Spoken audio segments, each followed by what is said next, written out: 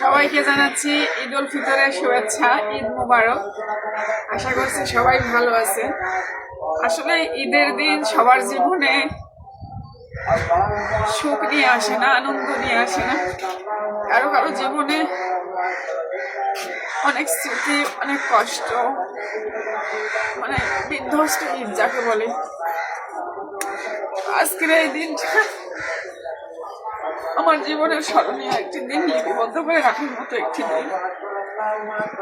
দোয়া করবেন সবাই। আজকে ঈদের দিন হচ্ছে ফার্স্ট টাইম আমার ৬-৭ বছরের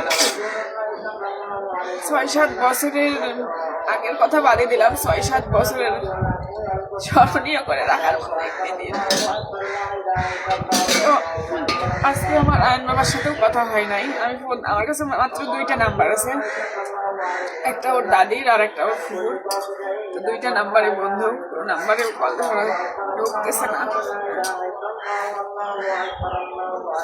আমার এই জীবনের জন্য, আমার এই দিনের জন্য যেই লোকটা দায়ী, তারে তো কোনোদিন ক্ষমা করবো না।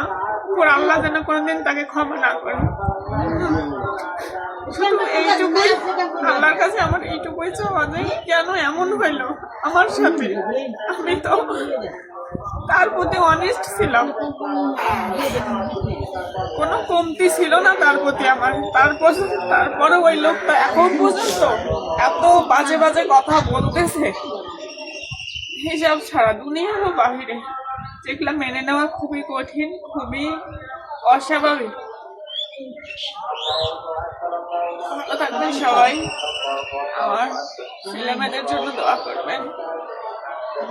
আমি যেন এই সময়টা শক্ত হাতে সৎ পথে থেকে যুদ্ধে জয়ী হতে পারি।